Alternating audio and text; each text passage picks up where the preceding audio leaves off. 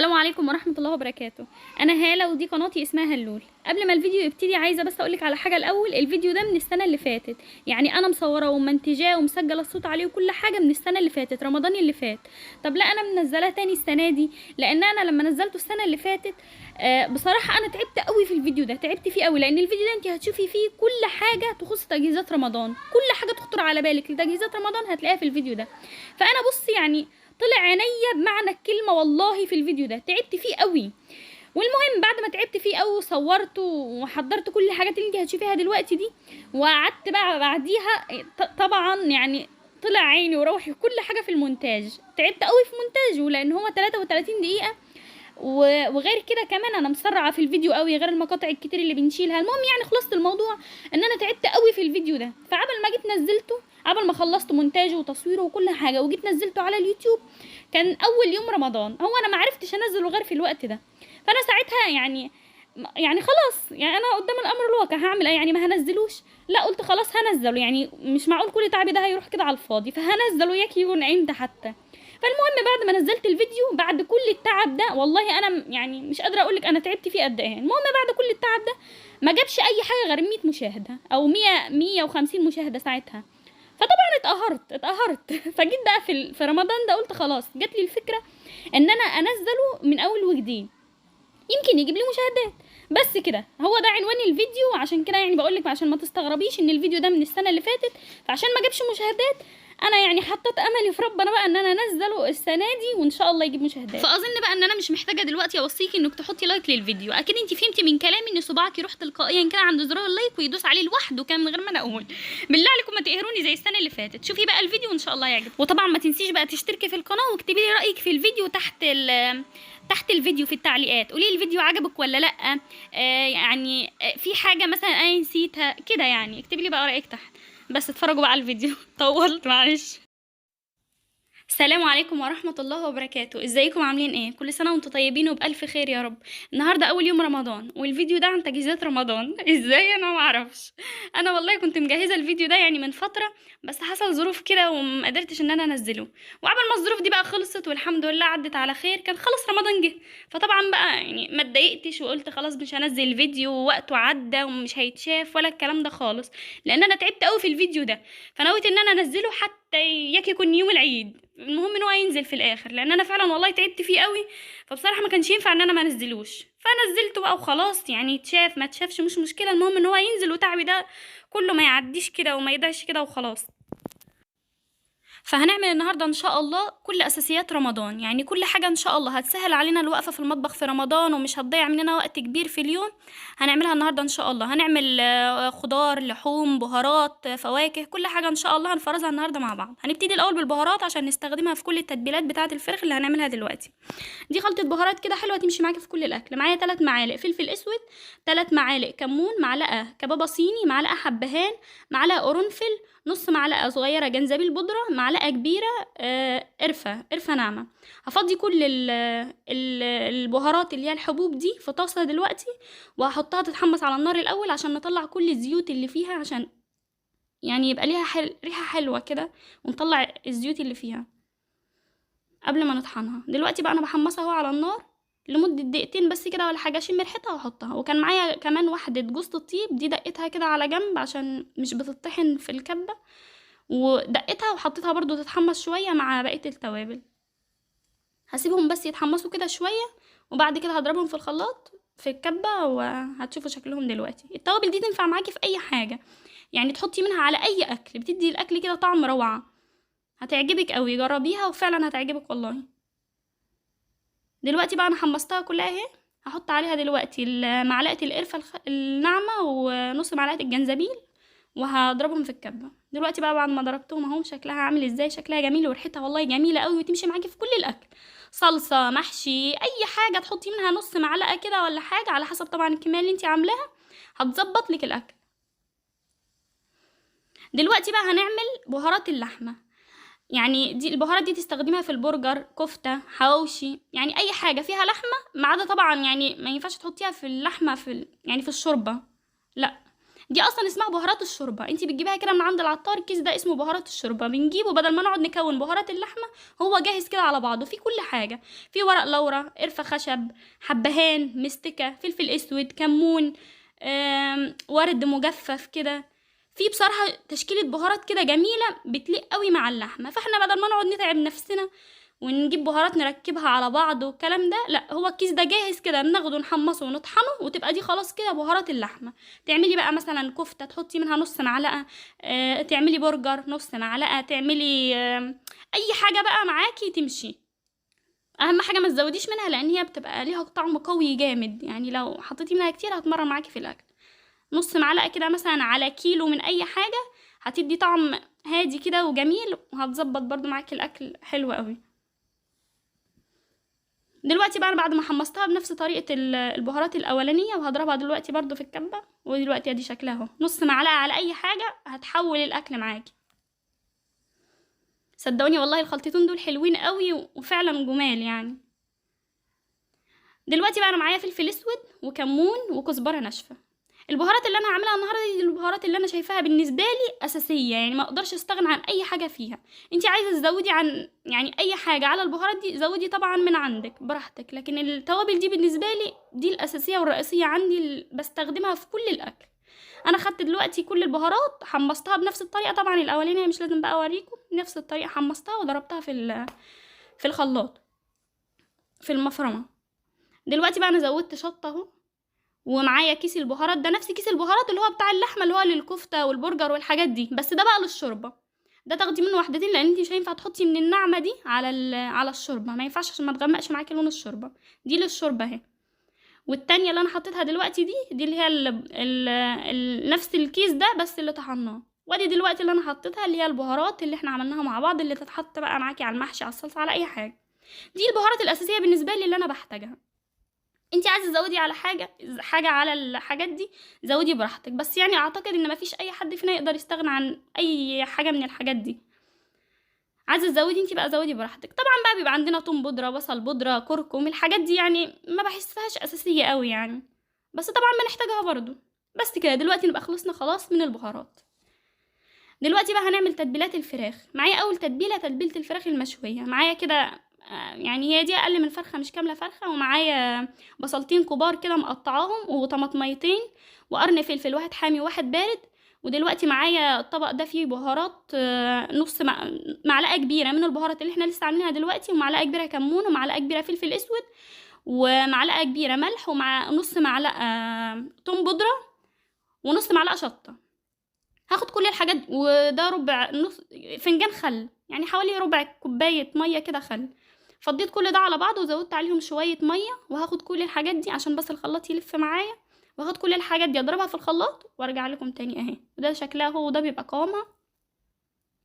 احط بقى فيها دلوقتي الفراخ، والمفروض يعني الافضل ان انتي بتسيبي الفراخ فيها، يعني مثلا لو عملتي التتبيله دي الصبح سيبيها كده على اخر النهار، وبعد كده شيليها في الفريزر، ما تشيلهاش على طول، ادي فرصه للفراخ ان هي تشرب من التتبيله شويه.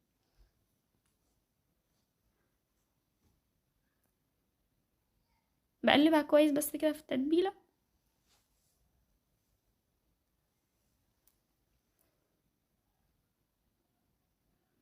واخدها دلوقتي بقى افضيها في الاطباق، بس طبعا بعد ما تسيبيها يعني ايه كام ساعه كده، يعني هو زي ما بقولك عملتيها الصبح سيبيها كده لاخر النهار، وبعد كده شيليها في الفريزر.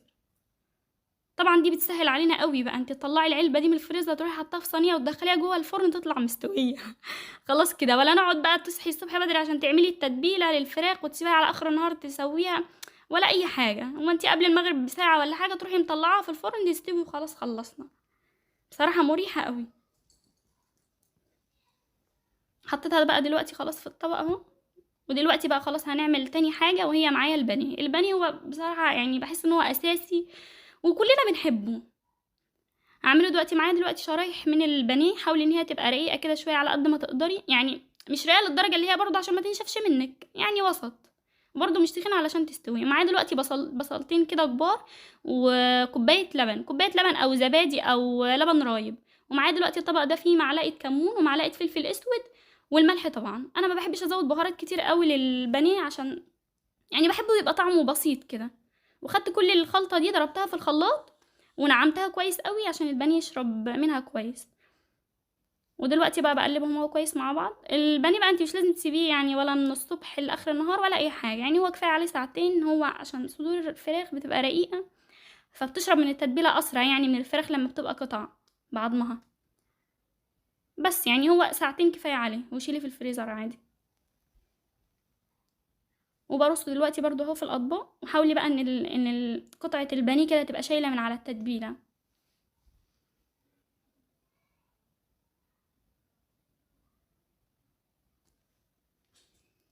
وهفضي كل التتبيله برضو عليه على الوش عشان يشرب منها كويس. وبس كده طلعيه برضو على البيض والبقسماط واقلي وخلاص.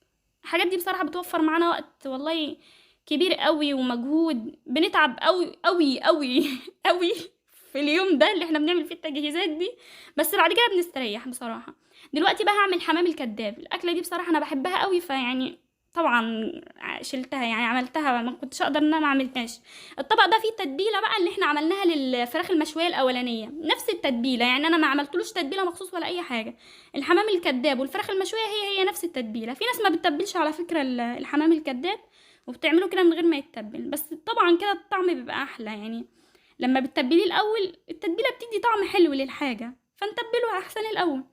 نفس تتبيله الفراخ المشويه انا خدت منها بس شويه كده ركنتهم على جنب، ودلوقتي حطيتهم على الحمام الكداب وهسيبه برضو عادي خالص يتبل، وبعد كده اشيله في الفريزر 3 ساعات كده ولا حاجه، لانه برضو عشان ما فيهوش عظم فبيشرب من التتبيله بسرعه زيه زي البانيه.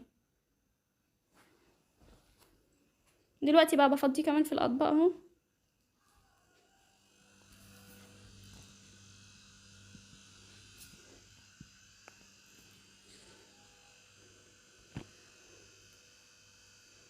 بس سيبيه بقى شويه. اهم حاجه يعني تاخدي بالك ان انت تخليه كده مليان من التتبيله، تخلي التتبيله كده مغطيه من كل حته، وسيبيه بقى على جنب، وبعد كده شيليه في الفريزر بعد ساعتين 3 ولا حاجه. دلوقتي بقى هنعمل مع بعض الدبابيس المقرمشه. بصراحه بتبقى اكله جميله وخفيفه كده وسريعه.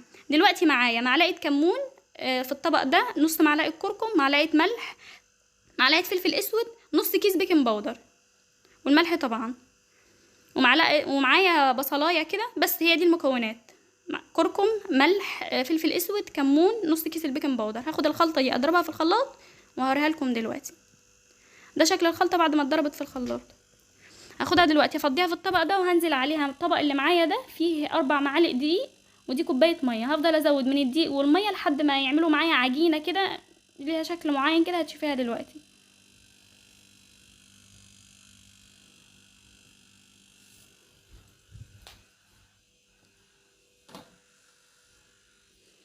انا فضلت ان انا ازود اهو في الدقيق وفي الميه لحد ما العجينه يبقى قوامها كده شويه، ولا خفيف قوي ولا تقيل قوي. المهم ان انت تحسي ان قطعه الفراخ لما تنزليها في التتبيله دي تشيل من التتبيله، يعني التتبيله ما تقعش كده من عليها، ولا برضو تبقى تخينه قوي، مظبوطه كده، بحيث بس ان قطعه الفراخ تبقى شايله كده من التتبيله معاها.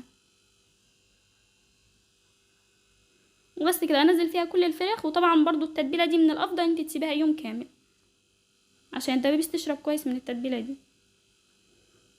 قلبها بقى مع بعض برضو كويس.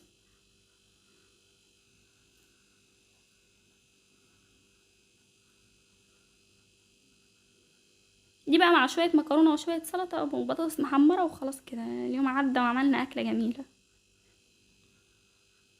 هفضيها بقى دلوقتي في العلب. شايفه بقى شايله ازاي من على التتبيله؟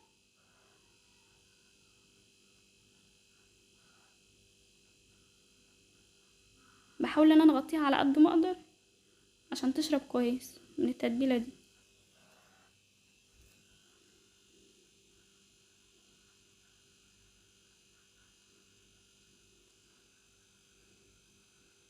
اهم حاجه لما تيجي تقلي الفراخ دي توطي عليها النار الاول، تنزليها في زيت سخن وبرده مش سخن قوي، وبعد كده توطي عليها النار وتسيبها بقى تستوي براحتها علشان ما يبقاش فيها دم، لان احنا مستلقينها. بس دلوقتي بقى هيحصل حاجه في دبوس كده انا نسيته، المفروض ان هما كانوا 6 دبابيس، انا في دبوس كده نسيته. اهو هو ده رحت عشان اجيب بقيه الفراخ علشان اتبلها واكمل، لقيت دبوس كده في قاع الحله ما شفتوش، الظهر كان مستخبي منه، جبته وحطيته برضو طبعا على بقيه على بقيه الفراخ. دي بقى فرخه انا مش هعمل فيها اي حاجه، دي انا شلتها كده زي هي، مش فرخه كامله برضو. طبعا انت اعملي بقى يعني العدد اللي انت عايزاه او الحجم اللي انت عايزاه. انا شلت الفرخه دي علشان يعني ابقى اقرر بقى ساعتها ابقى اعمل فيها اي حاجه. سبتها كده من غير ما اعمل فيها اي حاجه، ابقى اشوف ساعتها مثلا هعمل محشي عايزه منها شوربه كده يعني. محبتش ان انا اتبل كله يعني. دلوقتي بقى دي خلطه فراخ كده روعه، يعني ابسط واسهل فراخ ممكن تجربيها، واحلى فراخ ممكن تاكليها. هي اسهل فراخ في كل اللي احنا عملناها دي، واحلى واحده فيهم، برغم ان مكوناتها بسيطه قوي. انا حطيت ايه؟ بصلايه، قرن فلفل حراق، والبهارات اللي انا حطيتها دي معلقه كمون، معلقه فلفل اسود، معلقه بهارات من اللي احنا لسه عاملينها، والملح بس كده. ولتر الطماطم اللي معايا ده حوالي كيلو طماطم، يعني الطماطم، بصلايه، قرن فلفل حراق، بس كده، وشويه البهارات. بتاخدي الفراخ دي بقى، ولا بتسيبيها تتبل ولا اي حاجه. عايزاها دلوقتي تعمليها دلوقتي، تروحي عامله الخلطه دي ليها، وتاخديها تفضيها في صينيه وتحطيها في الفرن وتطلعيها، خلاص كده. الصلصه دي بقى بتبقى بتتسبك كده، وبتبقى مركزه كده وجميله، وطبعا حرقه نار. هي الحلو فيها ان هي حراقه قوي، فبتبقى جميله وسهله، ما بتاخدش منك اي وقت، ولا تسيبها تتبل ولا اي حاجه. زي ما هي كده بتحطيها في الفرن، بيطلع لونها جميل وريحتها بتقلب الشقه، وطعمها بسيط كده، مكوناتها بسيطه، فبتبقى ليها طعم كده جميل، وطبعا سهله ما بتاخدش اي وقت.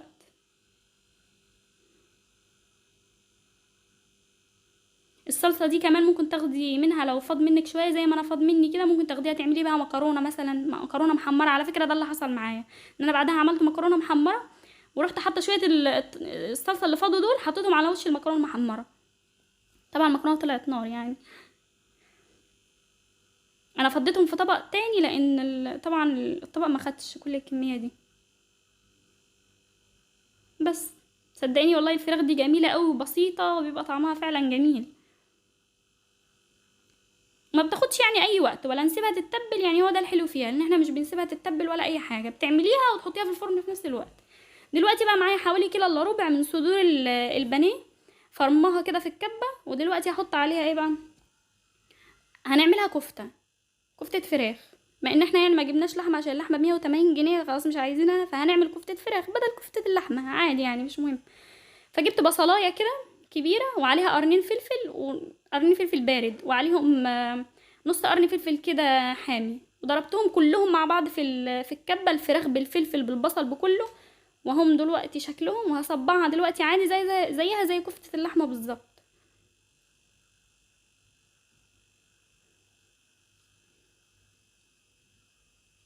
دي طبعا برضو من الاكلات البسيطه قوي، اللي تطلعي منها مثلا تشويها على النار كده بسهوله، على طاسه حتى على النار، مش لازم تحطيها في الفرن، وخلاص كده. دلوقتي انا صبعت كل الكميه اهو، وركنتها على جنب. فاض مني بقى شويه من الفراخ. حسيت ان هما يعني مش هيقضوا ان هما يعملوا لي طبق تاني زي اللي انا عملته ده، فحطيت عليهم كده شويه فلفل متقطعين، فلفل اخضر على قرن فلفل احمر كده، وعشان ازود بيهم الكميه شويه. وقلبتهم كده في بعض، ودول مثلا ابقى اعمل بيهم رغيفين حواوشي، احطهم مثلا على وش بيتزايه كده، يعني على مكرونه. يعني هينفعوا في حاجات كتيره قوي، لان هما ما كانوش هيقضوا ان انا يعني اكله كمان، يعني ما كانوش هيقضوا ان انا اعمل منهم كمان طبق كفته، لان الكميه كانت قليله. فان انا مثلا اخدها اعمل بيها مثلا بيتزايه او كده، هتبقى احسن وكمان تغيير. يعني ابقى عملت كفته وعملت بيتزا.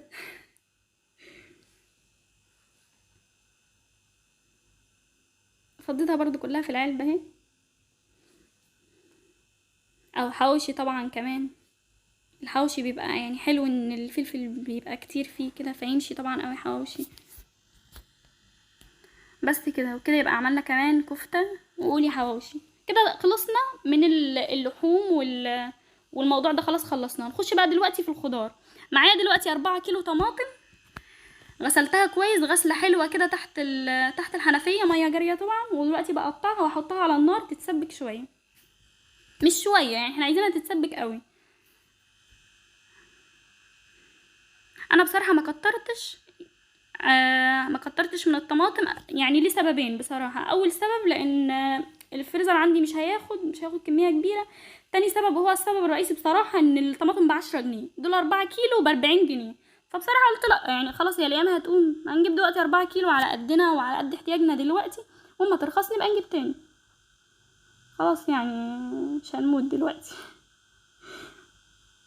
4 كيلو طماطم ب40 جنيه، يعني مش عارفه على ايه. حطيتها بقى دلوقتي على النار وزودت بس نص كوبايه ميه كده عشان ما تشطش من تحت، وسبتها بقى لحد ما اتسبكت خالص، لحد ما وصلت للقوام ده، القشريه فصلت من الطماطميه خالص. وهاخدها دلوقتي طبعا بعد ما تهدى خالص وتبرد، هضربها في الخلاط وهتبقى ناعمه خالص زي ما انتوا شايفينها كده. شايفين شكلها عامل ازاي؟ حمرا كده وجميله. اصلا الطماطم بصراحه كانت حلوه.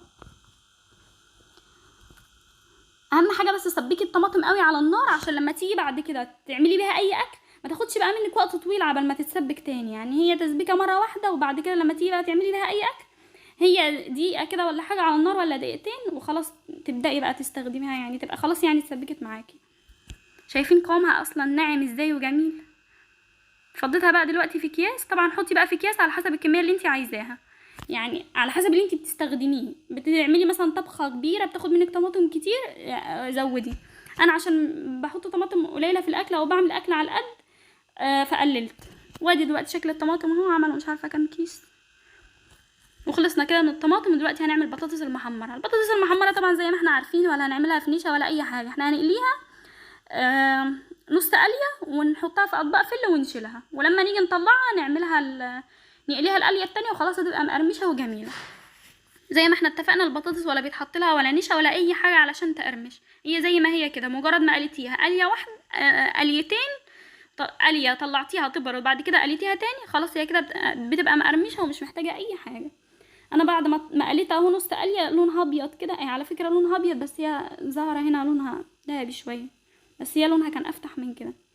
بعد ما طلعتها من الزيت حطيت عليها كده شويه ملح وسبتها لما هديت خالص. ودلوقتي هحطها بقى في الاطباق الفل واشيلها في الفريزر، وتطلعي بقى اي طبق بطبق كده وتحمري منها، تبقى مقرمشه وجميله. بصراحه برضو بتوفر وقت. يعني احنا حاولنا ندور على يعني اكتر الحاجات اللي احنا بنستخدمها. مثلا طبعا احنا مش هنعمل كل حاجه، يعني مش هنلم كل حاجه هنعملها يعني في طول الشهر، بس احنا بنحاول ان احنا نعمل اكتر حاجات بتاخد مننا وقت وعملناها. بس كده خلصنا كمان من البطاطس اهي. دلوقتي بقى هنفرز بسله. البسله هي كمان كانت ب12 جنيه، يعني مش عارفه معرفش حكايه الخضار بصراحه. دلوقتي معايا بسله وفي حله ميه على النار بتغلي اهي، حطيت فيها نص معلقه صغيره ملح نص معلقه كبيره ملح ونص معلقه كبيره سكر، وهنزل فيها البسله واسيبها بس تغلي غلوه واحده مش اكتر من كده، تغلي بس والميه تفور كده عليها، واروح على طول منزلاها واطلعها على ميه بتلج، وابدا بقى ايه احط عليها الجزر وافرزها عادي في الفريزر. دلوقتي هي بعد ما غليت غلوه واحده اهي هنزلها بقى دلوقتي، مش هسيبها اكتر من كده علشان ما تتهريش. في هنا بقى والله المقطع ده اتمسح يعني ما اعرفش راح فين. ان انا طلعتها على ميه بتلج وسبتها لحد ما هديت خالص، وهديت كده من جواها في الميه بتلج، وبعد كده صفيتها وحطيت بقى عليها الجزر عادي خالص بقى كميه الجزر اللي انت عايزاها، بس طبعا ما تزوديش الجزر عشان ما تبقاش مسكره.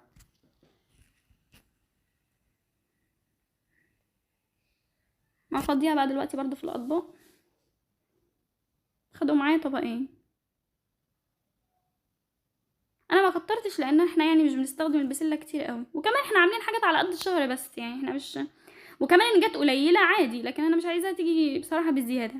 ان جت قليله عادي نبقى نجيب تاني. فانا ما كترتش لان انا مش بستخدم اصلا البسله كتير. انتي بتستخدمي كتير عادي زودي بقى براحتك، كل واحد وعلى حسب اللي هو بيحبه. دلوقتي بقى معايا 3 ربط سبانخ. السبانخ بقى بصراحه حلوه انا بحبها قوي. جبت 3 ربط سبانخ اهم، عليهم على ال3 ربط سبانخ انا اخترت ربطتين كزبره. دلوقتي بقطع البتاعه اللي فيها دي وانضفها بس الاول من اي حاجه كده مش نظيفه فيها، اي حاجه ملهاش علاقه بالسبانخ بشيلها، طينه مثلا اي حاجه كده انضفها الاول قبل ما اغسلها. طبعا الاول اغسلي السبانخ الاول وبعدين قطعيها، ما تقطعيهاش الاول وبعد كده تغسليها عشان طبعا بتفقد كل الفوائد اللي فيها. الاول نغسلها وهي سليمه وبعد كده نقطعها. برضو بنضف الخضره. هما ربطتين كزبره ربطتين كزبره بس على ال3 ربط سبانخ. هاخدها بقى دلوقتي اقطعها وعملتها في اكياس اهو زي ما انتوا شايفينها، عملوا معايا 3 اكياس. ودلوقتي نبقى عملنا كل الخضار. شايفين التوم ده معلش انا الكبه والله باظت فما لحقتش ان انا يعني اعمله في الكبه وكده. فالمهم ان انتوا يعني فهمتوا الفكره. انا حاطه عليهم كام قرن فلفل كده، لان انا بحب ان الثوم لما احطه في اي حاجه يبقى معاه كده فلفل. الفلفل بيدي طعم حلو مع الثوم، سواء في طشه الملوخيه او في اي حاجه.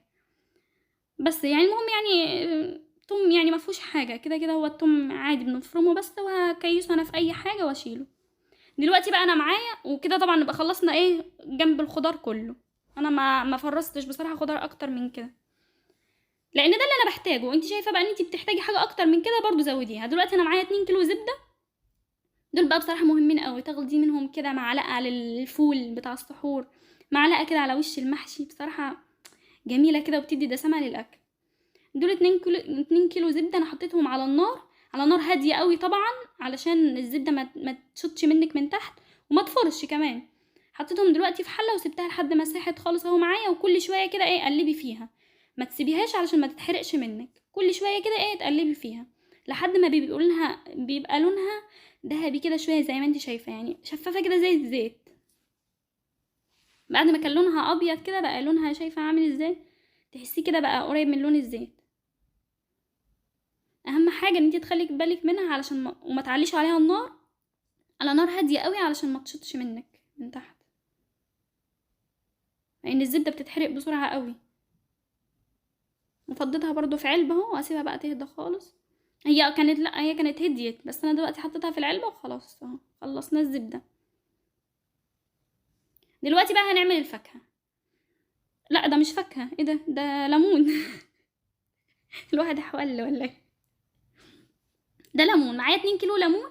حاولي على قد ما تقدري، طبعا رمضان يعني ما يخلاش يعني من المخلل الاساسي فيه، بالذات الليمون المعصفر بصراحه بيبقى جميل.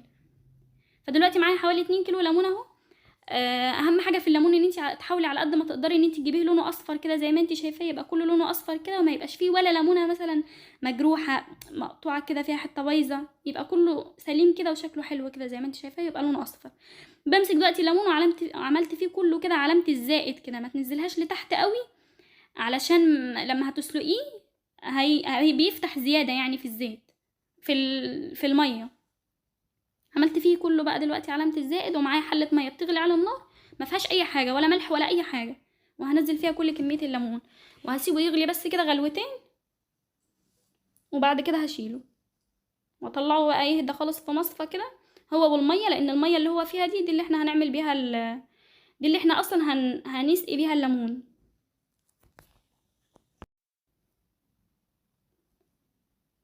دلوقتي هو خلاص غلى اهو، هشيله دلوقتي واحطه في مصفى لحد ما يهدى خالص.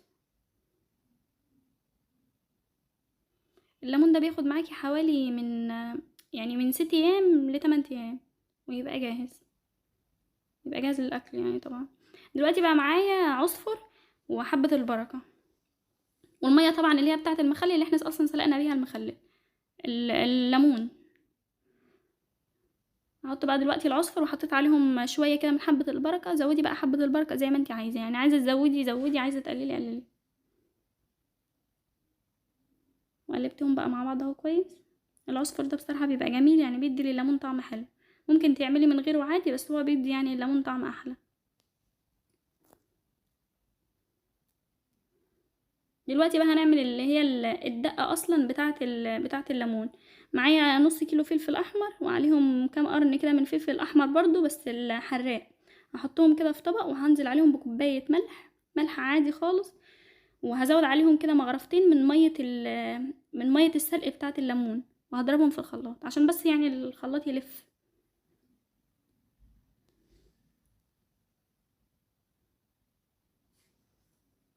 ضربتهم بقى دلوقتي اهو في الخلاط. شايفه قوامها بيبقى عامل ازاي، يعني ما نعمتوش قوي ولا برضو يعني ولا برضو حتت كبيره، وسط كده. نزلت بقى بكل الفلفل اللي انا عملته في الخلاط ده على ميه المخلل كلها. دي بقى الدقه اللي احنا نسقي بيها اصلا الليمون.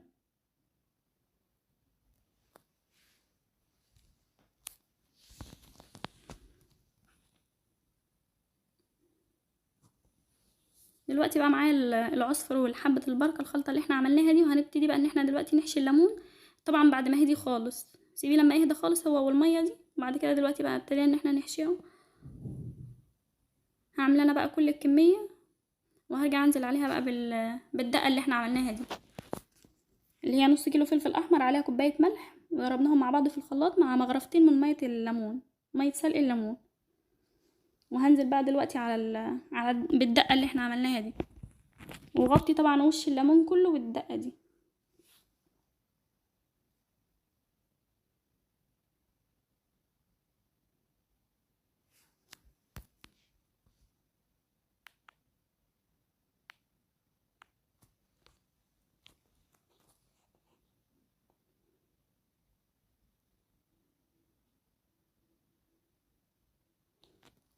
اغطي بقى وشه كله. دلوقتي بعد ما غطيت، يعني بعد ما صبيت كل الخلطه دي عليه اللي هي الدقه دي، هنزل دلوقتي عليهم بكوبايه من الزيت علشان يمنع يعني من اي بكتيريا او حاجه تحصل في الليمون، تبقى حمايه كده على وش الليمون. كوبايه زيت وسيبي بقى كده من 6 ايام ل 8 ايام هيستوي معاك ويبقى جاهز وجميل.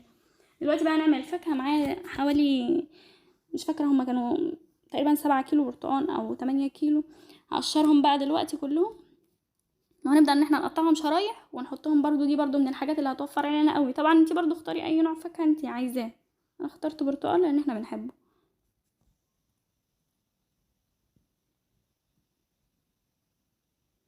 شايفه بقى القشره دي اللي هي القشره الرقيقه البيضه دي، بعد ما بنشيل القشره الصفرا دي بيبقى باقي اللي هي القشره البيضه دي.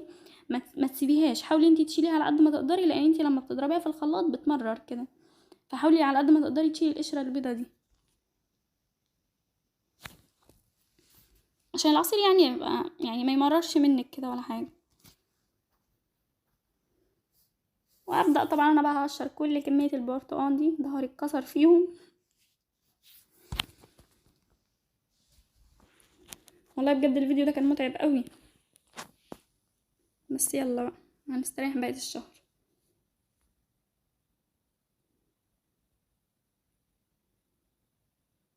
شايفه القشره اللي انا بشيلها دي اهم حاجه ان انتي تشيليها، لانها بتمرر البرتقال، بتمرر العصير قوي في الاخر. دلوقتي بقى خلاص انا عملت كل كميه البرتقال اهو، قطعتها شرايح كلها. ورصيتها كده في الاطباق على حسب برضو الكميه اللي انتي عايزاها، يعني تعملي كميه عصير قد ايه. هنا بقى انا كنت بحط الجزر، بصراحه كان ظهري خالص اتكسر ما كنتش قادره ان انا اقعد اقطع الجزر شرايح واحطه على وش البرتقال، فوزعت كده على كل طبق جزريه سليمه، واما اجي بقى اضربه في الخلاط يبقى ربنا يسهل. يعني بصراحه ما كنتش قادره ان انا اقعد اقطع تاني بجزر ولا اعمل الحاجات دي، فحطيته سليم كده، قلت بقى مش مشكله، كده كده هو لما بيتحط في الفريزر بيطرى شويه.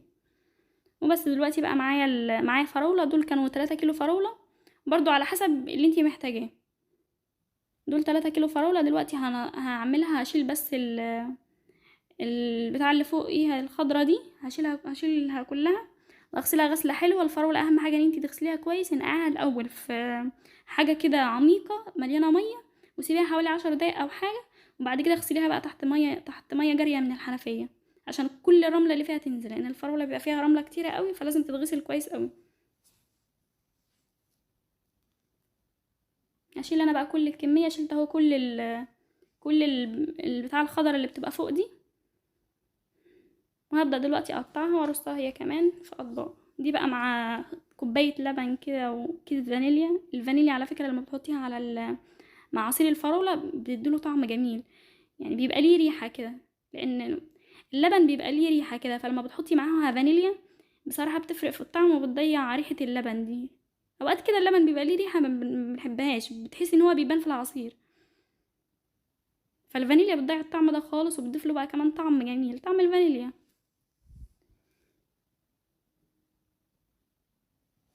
هقطع بقى انا كل الكميه، انا حطيتها في اطباق صغيره كده قوي علشان تبقى على قد بس العصير، لان احنا عاده في رمضان يعني معظمنا بيعمل نوعين عصير، يعني عشان يعني بدل ما نعمل مثلا نوع واحد، فقللي كده من كل نوع واعملي نوعين، كده بيبقى احسن. واللي انت عايزه برضه. بس كده، دي كده كانت اخر حاجه معايا، والحمد لله خلصنا.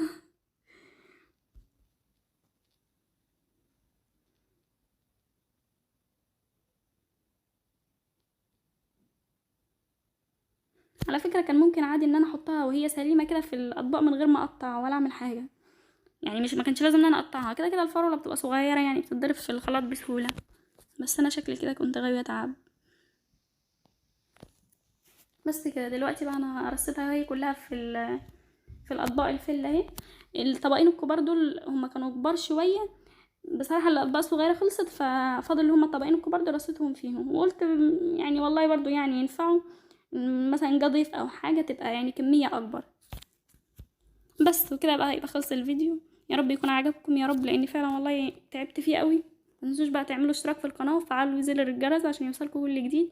يا رب تكونوا استفدتوا يعني من الفيديو باي حاجه او طلعتوا منه باي فكره. اشوفكم على خير ان شاء الله الفيديو الجاي. كل سنه وانتم طيبين. السلام عليكم ورحمه الله وبركاته.